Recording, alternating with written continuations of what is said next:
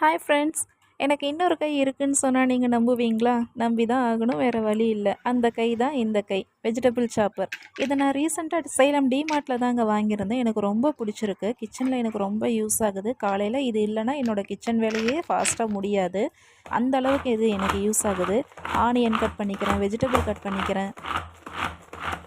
Vegetables, onion எதுவா இருந்தாலும் சரி, ரஃப்பா கட் பண்ணி போட்டாலே போதும். லிட்டை க்ளோஸ் பண்ணி மேலே இந்த மாதிரி ப்ரெஷர் கொடுத்தீங்க அப்படின்னா ஃபைனாக சாப் பண்ணி கொடுத்துரும்.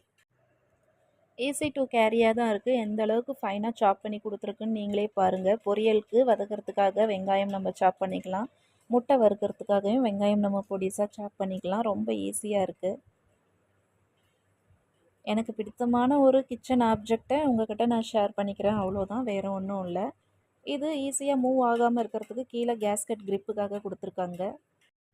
அவ்வளோதான். Bye friends.